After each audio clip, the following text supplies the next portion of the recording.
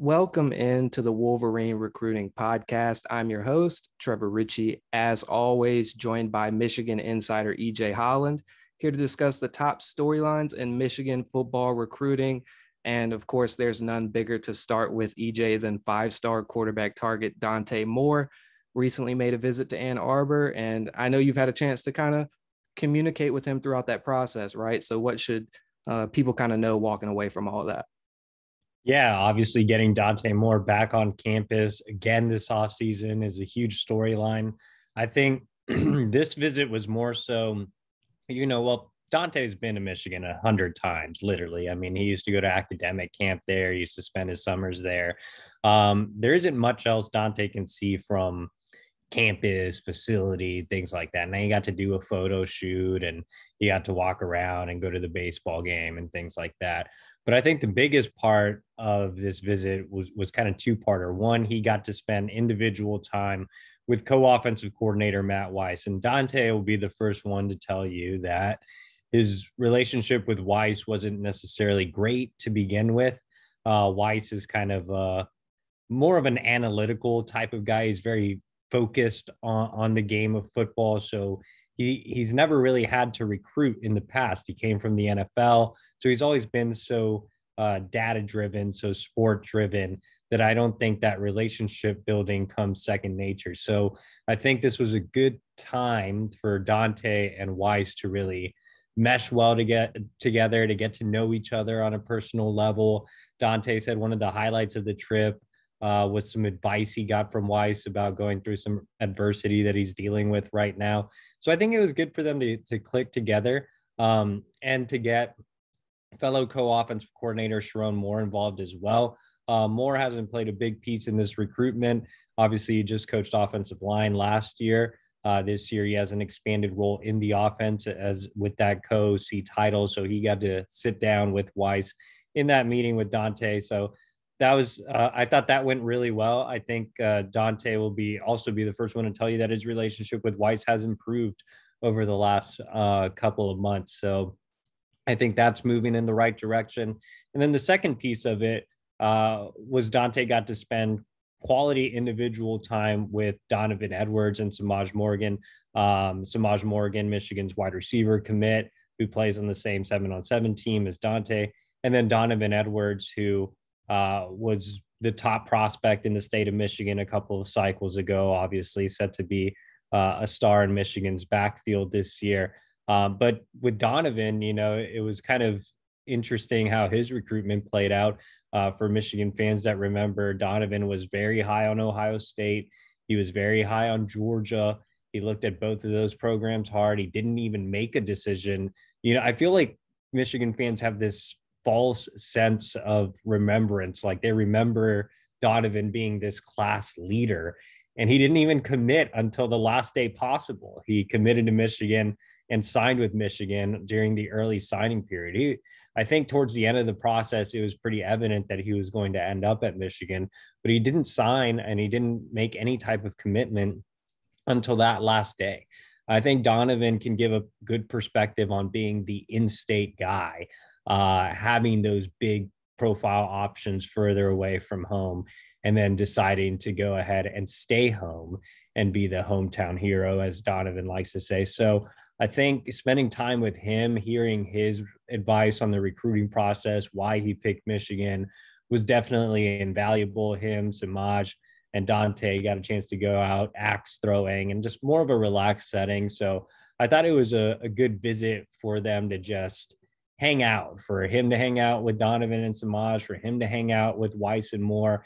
It was Harbaugh wasn't even on campus. So it was more just everybody getting to hang out and building those personal connections. And I think Dante will be back on campus here in June. So I think that'll be more of the opportunity for him to meet with Jim Harbaugh.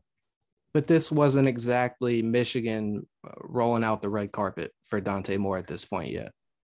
And I think a lot of people expected that. Like a lot of Right. people were like, oh, Dante's coming in for an unofficial. They must be, treating this like an official visit. And that's not necessarily how it played out. Obviously, I just kind of gave a recap. I think that'll happen, maybe later on in the summer. But Dante is comfortable taking this all the way to August and maybe beyond that. So I think Michigan's kind of finding the right approach every month, and then they've gotten him on campus every month. So I think that the longer this goes, the better for Michigan. And the other thing to note with that is other schools are going to start to take quarterbacks. You're going to start to see quarterback dominoes fall. Not everybody is going to wait for Dante Moore to make a decision. Michigan will always wait for Dante Moore to make a decision. Another development I wanted to bring up was that four-star Notre Dame safety commit Peyton Bowen is now expected to make a visit to Michigan. And I saw earlier this week you posted about, of course, the push that Coach Klink is making there, but also Jim Harbaugh showing off his chicken coop, if I read that correctly, EJ. That's true. That's true. So Harbaugh has done this the last, I think, cycle and a half, 2 cycles, where he likes to show off his chicken coop and his I guess, farmer lifestyle away from football, which usually plays well. I mean, who isn't surprised to see chickens over FaceTime? So you think it's an effective tactic there? I think it loosens things up. I mean, if I were a recruit and Harbaugh showed me some chickens, first of all, he's already a weird guy. So, I mean, if he's showing me some chickens, I'm sure it makes for some interesting conversations. Yeah, but what should people expect as far as, obviously, Notre Dame commit here, but with him making a visit, kind of where does his recruitment stand? Yeah, Peyton Bowen, a top 100 defensive back from the state of Texas. I had a chance to spend some time with Peyton during my recent trip to Dallas, and obviously he's very open to leaving the region, which is why he committed to Notre Dame in the first place. But I think there's always been something there where he's wanted to explore other options. He's made a couple of other visits. Some regional schools like Texas A&M and Oklahoma remain involved. But I think the interesting thing about Michigan is it offers him kind of what he's looking for. High level academics, a chance to play further away from home, and a rich football tradition. Those are some of the big factors in terms of why he committed to Notre Dame. But I've always said, having spent a little bit of time on the Notre Dame beat, that Michigan just, it seems more fun. Like there's just something, about Ann Arbor that's definitely more fun than dreary South Bend. And Jim Harbaugh, obviously, like we said, showing off his chicken coops. And then this staff is all, they're all Michigan guys. They're all energetic. They all love the program.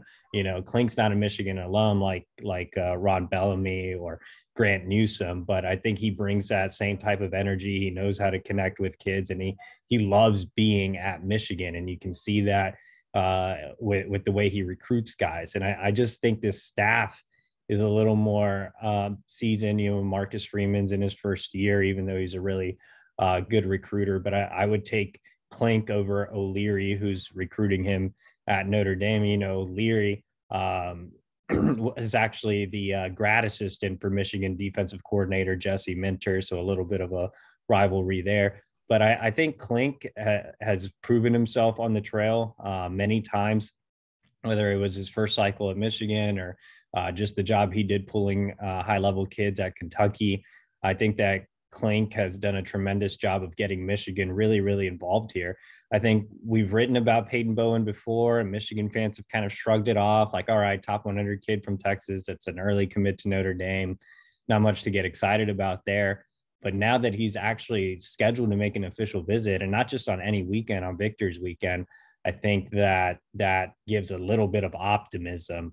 So it's definitely something to watch. Bowen has been the top guy on Michigan safety board. I think there is a chance that they could flip him. I mean, he's open. He's looking at other schools. I mean, he's officially visiting Michigan, and Notre Dame's tried to do that weird thing where they stop commits from making visits. So it'll be interesting to see how things kind of play out. But it worked out fine for Michigan last cycle. Clemson had a no visit policy, and the Wolverines were able to flip Keon Saab late in the process. So I think they'll have a shot here with Bowen. Just know you're asking for it when it comes to the Irish trolls after what you just said in that statement. But lastly, every day, man, right? we don't go a day without them. The next space, just be ready for it. But I know Michigan's about to make a number of satellite camps here in the near future across the nation. And if you can, just kind of explain exactly what those are for people that may not know, and kind of what you can tell us about where Michigan and the staff are headed next. Yeah, so satellite camps have been pretty controversial. I mean, Jim Harbaugh was kind of the king of satellite camps early on, way back when I was still covering Texas like 8 years ago. But I think with satellite camps in general, usually what Michigan does is they'll partner with an FCS school or a lower level G5 school, and they'll have mega camps where it won't just be Michigan, it'll be Michigan, Florida, Georgia, Michigan State, Ohio State, whoever, bigger programs partner with these schools, and they have kind of mega camps, and that gives staffs an opportunity to evaluate a lot of talent in a specific region, but also it attracts more kids for the smaller schools to see as well. If you're a kid and Michigan's going to be at FCS school, then you're more likely to go camp at the FCS school. So I think it's more exposure for those programs. I think it's, mutually beneficial for everybody involved. But I think the biggest thing with these camps are, one, well, Michigan gets to go around and they get to show face in these regions and keep developing relationships in those regions with high school coaches and with underclassmen. And then two, usually high profile targets that are in that region, show up, and they might work out, they might not, but it gives them face time with the coaching staff. So just added face time. A lot of these kids can't visit Michigan all the time, if they're out of region. So I think Michigan's doing a great job of setting camps around the country. They're still finalizing their schedule, but they have some local ones. They'll be at Ferris State. They'll be at Wayne State, so in the state of Michigan. But they'll also be going nationally. They're going down to Miami to camp with Florida International, and that'll be big. Miami, obviously home to two priority targets this cycle, and 5-star wide receiver Jaylen Brown and top 100 cornerback Daniel Harris. Harris just set an official visit to Michigan this week for June 3rd, and Brown being a high priority target. They're going to Western Oregon, so they'll camp with them. And that the Pacific Northwest has a lot of targets. So, specifically in Oregon, you have one of the country's top tight ends in Riley Williams. You in the Pacific Northwest overall, you have offensive line target Landon Hatchett, tight end target Cade Eldridge. So Michigan's throwing some resources out there. I know they have camps throughout California, both in Southern California, in Northern California. They have plenty of camps down in the Southeast, two in Atlanta, where they have running back commit Benjamin Hall. They have one down at South Alabama, which Trevor will be at. So they're in the Northeast as well. So they're basically everywhere you can be. Like I said, it's more so to show face, build relationships, and maybe see some top targets along the way. And is that normal, EJ, for a school like Michigan to go to as many of those? Yeah, I mean, last year's satellite camp tour saw the staff go all over the country. Jim Harbaugh, specifically, from what I remember, went to Memphis, Nashville, Seattle. I know he did a couple of those local camps as well. So yeah, I mean, Michigan likes to hit it hard. I mean, Jim Harbaugh loves satellite camps. He likes to get out on the road, and that's the thing with the spring evaluation period ending here. Head coaches weren't allowed to go on the road. So now that summer satellite camp season is here, head coaches have, I believe it's like 10 days, I could be wrong there, where they can actually go out and get to different camps and see kids. And I know Harbaugh, not just from a recruiting standpoint, he just loves being around football. He loves being around kids. So I think he really values hitting the road in the summer. He's a football guy, as they say. But EJ, we appreciate the insight as always. Is there anything else you want to touch on before we get out of here? Well, as always, subscribe to the Wolverine, $1 1 year. I always give you the chance to bounce that one time before it comes back to me. So I can say, you guys know the drill, $1 for 1 year on the Wolverine. Don't forget to like, rate, subscribe, share. Go Blue.